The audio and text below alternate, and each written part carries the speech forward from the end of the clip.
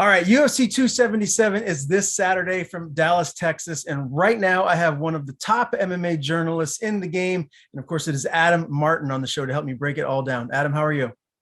Doing great, Ryan. Glad to be here, man. Lots of mutual respect for you, my friend. Love watching your interviews, man. You're killing it. And I'm glad to be on your show finally, man.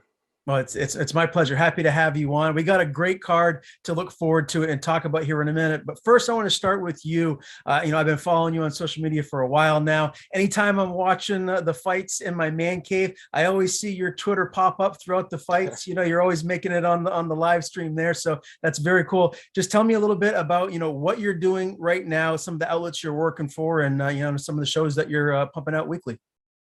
I appreciate that, man. Yeah, so I've been doing this for a while, as you know. This is coming on to this is like my 12th year in MMA. So I don't know if I expected to last this long. As you know, it's a cutthroat business, but I'm glad I have last this long. So right now, I have a full-time job that's in the sports betting industry, but I do some MMA for them. It's bookies.com. I do my weekly best bets article, so I want to pump that out. It's over there right now for UFC 277. But I do like a lot of sports book reviews, and we do a lot of like legislation and articles type stuff for like sports betting in the US especially. So that's kind of cool. And then of course I have my other websites that I do just MMA for, MMAoddsbreaker.com. I've been working for them since 2011, so it's the longest job I've ever had in my life, which is crazy. Got my podcast with Big Marcel. We do it every Sunday morning right now, although we might have to change the time. But yeah, we have the MMAOB Daily Podcast. We do a preview and a recap for the UFC events or Bellator, whatever else is going on.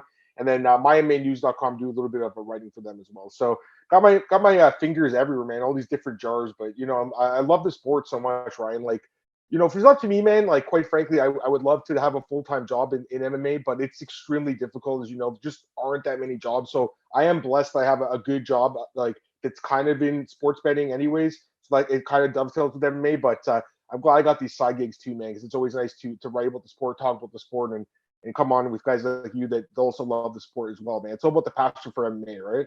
Yeah, no doubt about it. And with the sport evolving the way that it is, you would think that there would be more and more job opportunities popping up for young journalists or even people that have been in the game, longer, like yourself. Do you feel like that's going to be the case, or is it still going to be kind of few and far between? That's a really good question. I mean, I've been asking myself that for a long time. Like, again, like I'm very happy with my current job. Like, I'm making more money now than I was in MMA. So, like, how can I not be happy with that? But of course, my true passion is the sport. So there's always still that thought in the back of my mind. Like, who knows? Maybe one day there will be like more opportunities for people, especially like a guy like you. Like, I think you do a really good job, and I think like a guy like you should get more recognition too. But it's difficult, as you know, man. I'd like to say yes, Ryan, but honestly, I'm not sure because I still don't know like how big the sport really is. Sometimes, like I still wonder that. Like in our little circle, we think it's this huge thing, but I don't know. Like it doesn't seem like there's still all those job opportunities out there. There's definitely more than there was like 10 years ago when I started, but I still feel like it can grow so much more. So that's the hope because I do think there's a lot of like young talent coming up as well. There's a lot of guys that and girls that are really good at and know the sport really well. But I just think like I still think there's like a lot of veterans that are still looking for that full-time job that deserve it even more. And it's just like kind of weird that it's taken so long. But again, it's still considered like not a major sport in my opinion. As much as we want to think it is, I still think compared to like a basketball or a baseball or a football, it's not the same level yet. Yeah. I wanted to mention James Lynch for a second because he's a guy that, I mean, he's doing this full time, but it's because he works for like 95 different outlets, pumping out, interview here, interview there. So he's very fortunate in that regard. But I look at someone like him who clearly is, top of the game, and there should be an outlet that I would think would want to scoop him up and just have them work for him exclusively. And I don't know, maybe James is happier doing what he's doing now, but I just feel like there are so many great journalists out there like yourself, like a James, that could have that opportunity. I completely agree. I mean, James is one of my best friends in the business. We've been friends in person for over a decade now. He was one of the first guys that like reached out to me on Twitter, like when I started like in 2011, and he was like, "Hey, I also like MMA. I also live in Toronto. Like, we should hang out and watch the fights." We used to watch the fights, and we're still good friends all these years later. At the time, actually, he was in a similar situation. Like, he had a job outside of it, but just started grinding his way through it and really like focusing on what he does well. So that's the other thing, Ryan. I just want to give like good advice is for anyone listening. Focus on what you do well, because I think with James, he knows his interviews are like his bread and butter, and that's what he focuses on. For me, it's my writing, and it's taken me to get a really good job. Like, again, I'm not working full time in MMA right now, but I have a really good job in sports, which is nice. And 10 years ago, I didn't have that, right? I was still kind of like just, trying to find what I wanted. So I think focusing on what you're really good at and making that your like my main thing is important. But you're right. Like I tell them all the time, I'm like, this doesn't make sense. I do think like there's a bit of like a boys club kind of mentality, Ryan, where like if you're in that inner circle, you can get these kind of like full-time cushy gigs. And if you're outside that circle, you have to like kind of you got to think outside the box. And what he's doing is, I think he works for like 15 to 20 outlets right now, which is crazy, right? I did the same thing last year. I was working for 7 outlets before I got this job, and I got to be honest with you, it's not easy. Like yeah, you're making pretty good money, I'm sure, but it's not easy balancing all those different hats. And I'm still working a few different jobs right now, but it's not as much as I was. And obviously, like I said, I have a main job, and I think that's important. I think you have a job outside of MMA, right? Like you have a full-time job as well, so you're kind of in a similar situation. But you love the sport, man. You know what I mean? But again, like there's no reason why these, I wouldn't say even bigger outlets, but just medium-sized outlets shouldn't be picking up a guy like you. You know what I mean? Like for me, it's just like it doesn't really make sense, to be honest with you. I still understand it. I've been in this industry for so long. I don't understand this sometimes, like what they're looking for, who they're looking for, because like I know a guy like myself knows the sport really well. And I never got like an opportunity to work for one of these big sites. So I'm just like, whatever at this point, you know what I mean? Because again, I'm probably doing better. I'm probably better off at this point. And I'm sure James feels the same way, but it still doesn't really make sense, So again, like that comes back to the thing of like, because the sport's getting bigger, will eventually there be more opportunities, hopefully. But until then, you got to make do. And you got to do what's best for you and your family.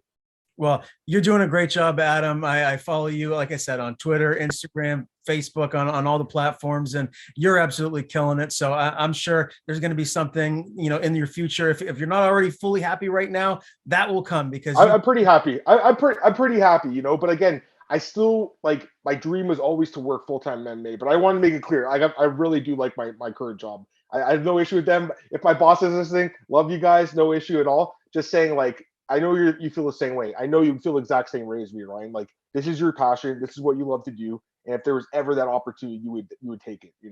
Yeah, no, very well said. And I do agree. Well, let's dive into these fights because there is a lot of them to break down and a couple of title fights right at the top. Let's start with the women's bantamweight title. Juliana Pena defending the belt against Amanda Nunes. And, for me, I kind of feel like and don't get me wrong, if you're asking me who I would like to see win, I really like Juliana Pena. I watched every episode of The Ultimate Fighter this season, and I just think she's a great coach. She's clearly a great human being, and she's a great fighter. I feel like when I look at it objectively, Amanda Nunes, she was at the top of the sport for so long, and she still is in a lot of ways, even though losing that belt. But I just feel like she kind of maybe got a little complacent, and I don't want to sound disrespectful towards Juliana because I think she's an amazing fighter, but I just feel like it's difficult to stay at the top when you're just crushing, your opponents left and right. And I think that's kind of a little bit maybe what happened. Maybe Amanda didn't take her as serious as she needed to in the first fight. I think we're going to see vintage Amanda Nunes, like what we saw against Chris Cyborg, where she's just going to go in and just look to take Juliana's head off. I think I want to give some respect towards Juliana because how good she is. I think she's going to be in there for a little while, but ultimately I'm leaning towards Amanda. I think she gets the belt back. Do you feel the same way? It's funny. Like, I feel like during the Ultimate Fighter season, I was watching it and I would post like tweets about it, but I would try to avoid the spoilers at all costs. And then people in the comments would spoil the fight. And I'm like, why are you spoiling it? They're like, no one's watching anyways. Well, guess what? You found the two guys that were watching the show. So here you go. I watched every episode as well. And I think it was like an okay season. Like the talent level obviously isn't as good as it once was because a lot of the best fighters are going to get signed by the big promotions. But I still thought it was interesting. And then one of the things obviously I was looking at was like the interactions between the coaches and also just like the mentality of the coaches. I just have like a newfound respect for Juliana after watching the season, quite frankly. Like I feel like mentally she's extremely strong as a person. I feel like she was a great coach. I think she understands this game really well. Obviously, Amanda is an amazing fighter. We all know that. But I just learned a little bit more about Juliana, I think, during the show. As far as this fight goes, Ryan, like, quite frankly, man, I didn't expect the first fight to end that way. It was definitely like a bit of a surprise, I think, for a lot of us. We had seen Amanda just basically smoke everyone up to that point, and for Juliana to go in there and not only beat her, but beat her decisively was surprising. But I feel like looking back at it now, like I just don't think we gave it Juliana enough credit. And even now, like if you look at the betting odds, like she is pretty significant underdog, even though she's a champion. And like historically, that's kind of rare. Like you don't necessarily see that. There have been certain champions that have been underdogs in the past, like Glover Teixeira recently was Shogun Hua was when he fought John Jones. Once in a while you see it, but not a lot like that, not often like as much as this is. So that's something that's interesting to me. I feel like Juliana is still not getting enough like respect necessarily from the majority of people. Like again, I feel like this fight could go either way. Amanda obviously has power. She's got submissions. She's got everything. Like she's the total package. But I think Juliana is really good too, and I think she showed in that first fight she has what it takes to beat Amanda because she already did it.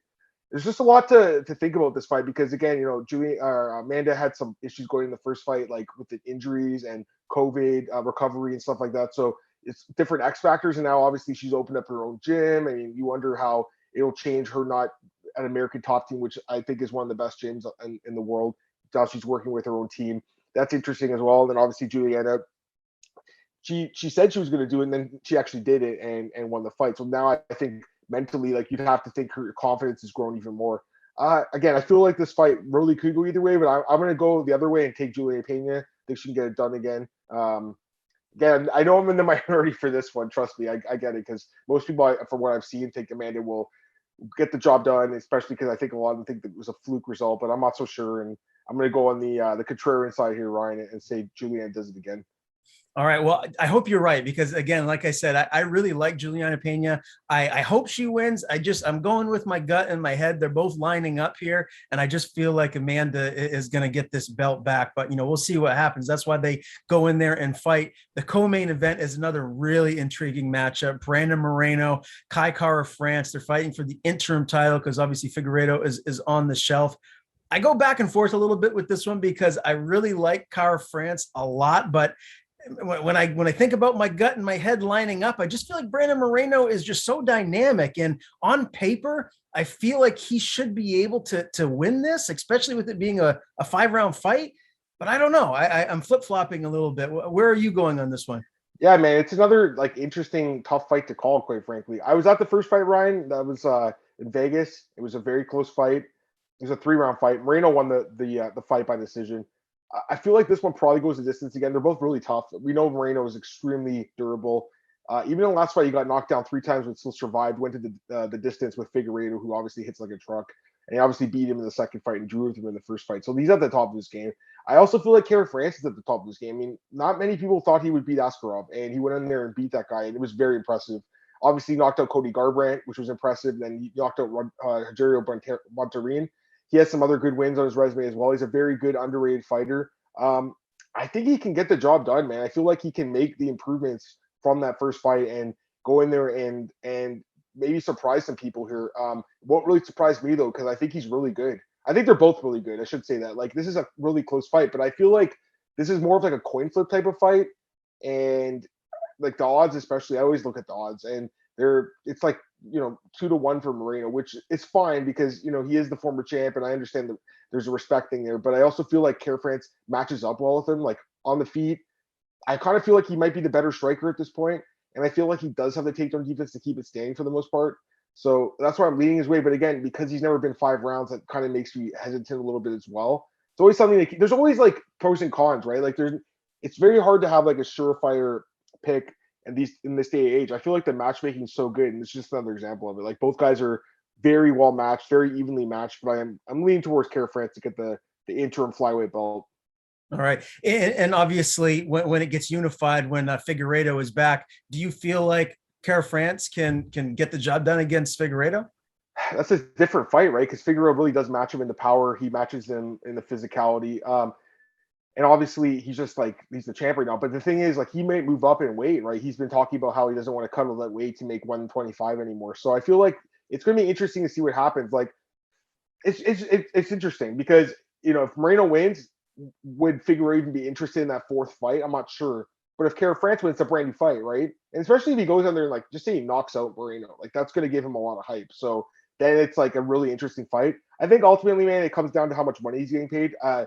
I don't know if you noticed recently, but he let go of his old manager, Waleed Ismail, and he hired Uriah Faber to be his manager. So that's interesting because obviously Uriah Faber has a really close tie with Dana White and UFC. So you'd imagine that they'll be on the same page when it comes to matchmaking. But I'm still not convinced that he's going to fight again at 125. I think that's why they had to do this interim belt, because really that fight was 6 months ago. You don't usually see an interim belt 6 months after the belt was last defended, but because of the weight issues that he might go up to 135, I think it was a necessity to do it. Man, 135 is so deep. I mean, I like Figueiredo. He's got a lot of power. He's a dynamic fighter, but man, I'm not sure how we do it bantamweight. That would be intriguing to see. I think that's like the best weight class in this sport right now, man. Honestly, like there's so many good fighters, and it's ridiculous, right? Like for the longest time, I thought lightweight is, and I still think lightweight's amazing. Don't get me wrong, but I think like bantamweight's really taking the torch right now. Like you look at that top 15, it's ridiculously stacked. Like think about it, like number one guy, Jan is fighting number 13 O'Malley coming up soon. Like, but it still kind of makes sense because they're both so good. And then you have guys that are like unranked that are really good in that division. Like the other Nurmagomedov, he's not even ranked. There's two Nurmagomedovs, one of them's ranked, one isn't. Like just a ridiculous division. Like Adrian Yanez is coming up. Like you have all these guys, and then obviously all the elite guys like TJ and the champ Sterling, obviously. So it's an incredible division, man. And of course, you have Henry Cejudo that could come back too and shake up the apple cart. So I mean, there's just a lot going on in this weight class. But I'm kind of with you. Like I don't think it's a good move necessarily, but it might be one of those moves he has to make because he just might not be able to cut that weight anymore. You know, he is a big guy for 125, and we'll see what happens. I mean, if he can get his like weight in check and get his diet in check, maybe he can. But it'll probably be only for a big fight. So we'll see what happens. Yeah, very interesting to see what does happen there. Let's move to a heavyweight bout. I'm really excited for this one. The Black Beast, Derrick Lewis, Sergey Pavlovich. And Pavlovich, he only has one loss. He's 15-1. The one loss was to Overeem. It was a couple years back. And this is another one of those fights where, I mean, look, if it's on the feet, Derrick Lewis could catch anybody and put him out. But I feel like Sergey is very well-rounded, and I feel like he has the recipe to potentially get this done. Can he win this one? It would be the biggest win of his career, or do you feel like Lewis is going to get back in the winning column with most likely would be a knockout? Again, not like the easiest fight to call because they're both massive punchers that could easily knock each other out. But I'm with you on this one, Ryan. So here we go. We got some agreement here. I like Pavlovich in this one. I'm really impressed by this guy. There's no doubt Lewis is, like you said, the best fighter who's fought other than Overeem, who he actually lost to in his debut. But I think he can win this fight, man. One thing I'd like to note is, and something you always should note is the age of the guys. And in this case, you have a 30-year-old against a 37-year-old. I feel like that gives the younger guy the advantage. And not only that, but Lewis often is the bigger, stronger guy. Pavlovich has basically the same height and weight as him, except he also has a longer reach. He has 84-inch reach, and I was talking about with someone else today. That's the longest reach in UFC, tied with John Jones. So he has like the longest reach in the sport right now. I think that gives him an advantage as well. And other than that Overeem fight where it was in his debut, got taken down and got destroyed in the ground, like that was 3 years ago. Like you imagine the guy's improved since then. Lewis is not really a takedown guy. I know he took down Ty in his last fight, and then he got brutally knocked out. That's the thing, Ryan. I feel like he's been in a lot of wars. Like he's been knocked out 2 of his last 3 fights. Again, to a league competition, gone and too basic, but still like definitely worries me going against a guy like Pavlovich that packs a bomb in his hands, man. I mean, he's been super impressive. 3 straight first round knockouts. It is interesting that this is his first fight in the United States. I didn't realize that, so that's interesting. Most of his fights have been, or all of his fights, excuse me, have been international up to this point. So it's interesting that for that, and obviously Lewis is fighting close to home in Dallas. But still, even with that considered, I gotta go with Pavlovich, and I think he gets it done early, man. First round knockout. Oh, wow. Okay. Well, geez, that would be something right there. That would be a massive feather in Sergey's cap right there to finish Lewis and do it early. Let's go to 205, Magomed Ankalaev, Anthony Smith. Ankalaev is a massive favorite. I was looking at the odds, and I just feel like it's kind of disrespectful to Anthony Smith, the Lionheart, a guy that's been around there, that's fought the who's who of the division. I mean, we know how good he is on the ground. We know how tough he is on the feet. Don't get me wrong. This, I feel like, is a fight where Ankalaev should win. He's 30 years old. He's right in his prime. And although Anthony Smith is only 33, I was actually surprised by that because I thought he'd be pushing 40 with just how many fights he's had and how long he's been around. So this, for me, is a case where Anthony Smith, he has more miles on him. I'm not so sure he's going to be able to keep up with Ankalaev. I do see Ankalaev winning a unanimous decision here. I actually agree with you on this one too. I completely agree with you on this one. So that's exactly how I see the fight going. Because I feel like Smith is still like really tough, man. And again, you look at his record, a lot of knockout losses, but most of them were at the beginning of his career. Like in the last decade, two guys have knocked him out. Your boy Glover Teixeira, I know you've interviewed him a bunch of times, the former champ. Can't wait till he's rematch with Yuri, by the way. And then Thiago Santos, like that's the only guys who've knocked him out the last decade. Like there's no shame in that at all. And again, one of them was a ground and pound knockout, right? So no shame in that. Guy's super durable. And you bring up the odds. I think that's definitely like something to look at. Like I'm looking at the implied win probability right now. So Smith's roughly like a plus 400 underdog. The odds makers are giving him a 20% chance to win, basically. Like, I mean, it's not much of a chance, but I kind of feel like still it's kind of accurate to what I'm thinking the fight goes. Because again, like Ankalaev just doesn't make many mistakes in his fights, man. Like he's pretty hard to hit. I know he got dropped in his last fight, but Santos recovered, quickly got up. Obviously, you look at his record, other than the Paul Craig fight, which he lost the very last second, literally. He hasn't lost. He's won 8 straight fights, but it's been pretty much destroying everyone, making it look easy for the most part. Smith, 3 straight wins. He's looked good, but I still feel like Ankalaev's been fighting the better guys lately. And again, I feel like there's so much damage on Smith that you mentioned, like so many wars, so much wear and tear. Although I still feel like he's tough enough to go the distance in this fight, I don't think he wins. Although you're right, it does seem a little disrespectful if you look at the odds. The more you think about it, it's like how is Smith going to win the fight? Like almost all his wins are by stoppage. Like is he going to knock this guy out? Maybe. Is he going to submit him? I don't think so. So how does he really win? It's kind of hard to say, right? Whereas with Ankalaev, I feel like he has a clear path kind of with the striking, just picking him apart. So I'm with you, man. We have the same pick on this one. Ankalaev by decision. All right, let's move to back down actually to 125. Alexander Pantoja, Alex Perez. This is another really good fight. The matchmaking on this card is very good. I do question how well the pay-per-view is going to do, just because for hardcores like you and me, obviously we're going to tune in, but I feel like the main and co-main, a lot of times you want to see like those bigger weight classes to really sell more pay-per-views, but I'm sure it'll still do fine. But this is an interesting matchup at flyweight. Again, Pantoja, Perez. Break this one down for me, Adam. How do you see this one going? Yeah, it's another like really interesting fight. So both guys are obviously really good. I think Pantoja is one of the more like underrated guys in the division because if you look at his resume, like he's beaten a lot of really good guys. Royval, Kopp, Moreno. He also has another win over Moreno on Ultimate Fighter and Kara France on Ultimate Fighter. So he's just a very good fighter. And I feel like he doesn't get enough respect from most fans because he's missed about a year of action since his last win. So I think that kind of like stole some of the momentum he had. But I still think he's a really good fighter. And then you have obviously Alex Perez here, who's really good as well. He's coming off a loss to Figueroa 2 years ago, basically. The problem with him is he's had all these like mishaps, like on the scale and stuff, like where he's missed weight or his opponent got sick or whatever as well. So he's had 6 straight fights canceled. So I'm crossing my fingers on this from Ryan that we even see the fight tomorrow or on Saturday. I hope that they both weigh in successfully and we see the fight. I'm just a little bit hesitant to even think this fight's going to happen because of Perez's recent history. If the fight does happen, though, it's a very competitive fight, obviously. Pantoja, a really good fighter, especially in the grappling. A lot of submission wins. And then obviously you have Perez, dangerous everywhere, too. Like, really dangerous striker, good submissions as well, but a guy that's been submitted a bunch of times. He's fighting a submission guy. So it's flyweight. Flyweight fights are often very competitive. I do think this one's going to be competitive, but I give the slight edge to Pantoja. I feel like he should be slightly favored in this fight. Although it's not a slam dunk by any means because I think Perez is really good. Yeah, I'm with you on this one too. So we agree yet again. So that does it for the main card, all 5 main card fights we just dove into and broke down. When you look at the prelims, Adam, is there a fight or two that really stands out to you? Obviously, Alex Moreno, Matt Semmelsberger, Drew Dober, Rafael Alves. Which one in particular really stands out to you as like the marquee prelim fight that you can't miss? Yeah, I think that's a really good question because honestly, like I don't think this is the strongest set of prelims, especially because in name value, I think there's a lot of like newcomers and stuff. But I think the 2 fights you mentioned are really interesting. The Moreno Semmelsberger fight, that is the feature prelim, and I think that's a good call by the UFC because I think it is the best fight in the prelims.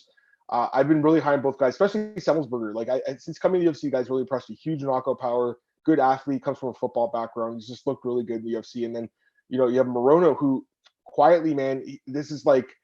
It could be his 4th straight win. Like he doesn't he's a really quiet guy that doesn't get enough respect, I think, in general. He's looked really good. He's done really well in the UFCs.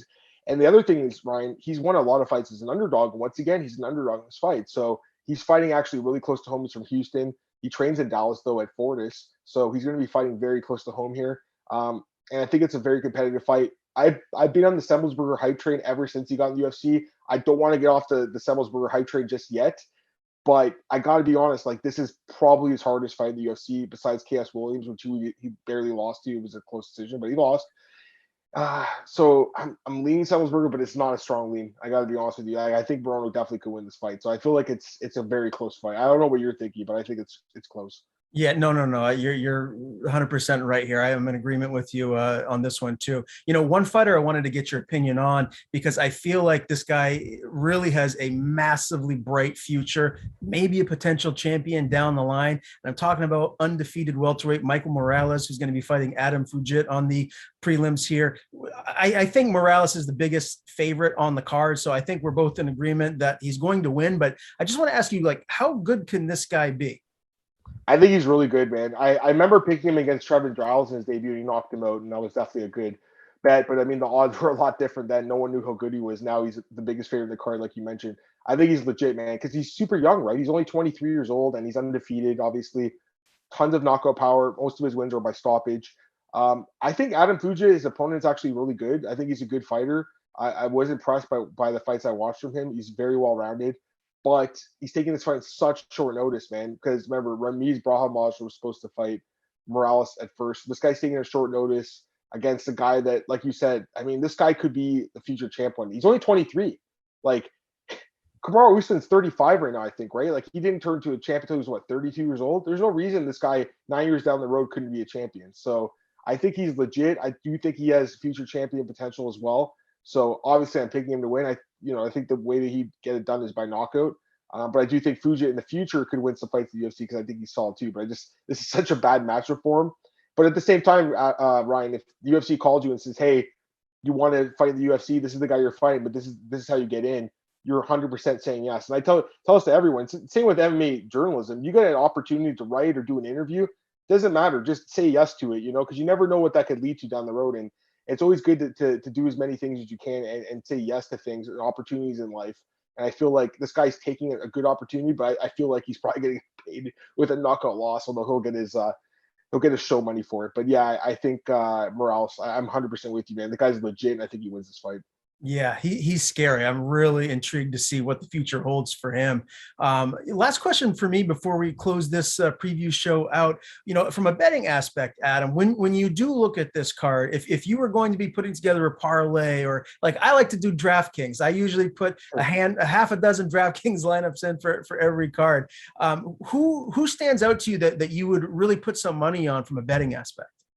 Yeah, it's a good question. Like, again, I picked some underdogs on the main card, and I feel like anytime you can get like underdog value on a fighter you think can win, I think that's always like a good bet. So, again, I know I'm on the minority here with like Pena and Kara France. I think one of the two will win, Ryan. I am pretty confident in that, to be honest with you. Although I know you're on the other side. Looking down the card, I do like Drakkar Close. He's a guy that I really like to win his fight. He's fighting Rafa Garcia, who's a solid fighter, but again, he's taking a short notice, and Close, I think, matches him in the wrestling, is the better striker, so I believe he wins. As far as for DraftKings goes, it sucks. We recently lost DraftKings up here in Ontario, so we have the sports book now, but we don't have the DFS anymore. And I really enjoyed the DFS because it made me like think about fights at such a deep level, because you have to think about like takedowns, significant strikes, all that stuff, right? So that's always interesting. I think if you're playing DraftKings, which you say you are, you're going to have to, and the way to win, because I have actually won a couple tournaments there, back in the day, the way to win is to go with fighters that no one else is going to like look for necessarily. So yeah, on this card, I mean, it is a fight that I don't want to bet on at all, but I think if you win your DraftKings, you're going to have one of these guys. This Dontel Mays Hamdi Abdelwahab fight, like, you'd have to go with one of those guys, because again, Ryan, heavyweight fight, we know most of those fights end inside the distance. Hamdi is underdog. He doesn't have much experience, but he's got some power. Then Dontel Mays obviously hasn't fought the best competition lately, but he has been winning. So it's just an interesting fight. I'm leaning towards Mays, but again, I don't really know for sure. I wouldn't run to the winner or bet on either guy. But I think if you want to win a DraftKings tournament, you'd have to have like a guy like that in your lineup, a guy that people are probably split in this fight, but you'd have to pick the right guy, I think, to really win. So, and same with that first fight between Orion Cossie and Blood Diamond, another fight where, I mean, really, like, who the hell knows how that fight's going to play out, man? You have two guys that are 0-1 in the UFC with stoppage losses. Like, Cossie's favored, but I could definitely see Blood Diamond clocking him if the fight stays standing. So those are the kind of fights, if you want to win those DraftKings tournaments, you have to like look at those like lower owned fights and try to leverage them to your advantage. Listen, Adam, I really enjoyed this. Anyone out there that's watching this, I hope you guys did too. Let's definitely do this again, my man. Before I do close this out and we sign off, I want to give you the floor. Please tell people where they can follow you on social media. And if you have anything to plug, the floor is yours, bud. No, I appreciate it, Ryan. And like I told you, man, like off air before, and many times actually, like you do a really good job with your interviews, man. I always try to watch your interviews before the fights because I always learn something about the fighters. I remember when like Gabe Green fought recently a couple months ago before he fought Johan Lanes. Like I found he had like a heart condition that you had talked about them, which I didn't even know about. I remember you were like, "Wait, what happened?" Like, so it's always good to like get that insight, man. So I just wanted to give you some props there. You guys can follow me on Twitter at @MMAdamMartin. I'm always there on Twitter to talk about the fights. Always there on Saturdays, tweeting about the fights. So that's what I love, man. Bookies.com. I got my best bets up there, and then obviously my MAnews.com and MAOddsBreaker.com and the podcast with Marcel, MAOB Daily Podcast. Definitely check the podcast out. But yeah, man, I appreciate you having me, man. It was a lot of fun, and we'll definitely do it again.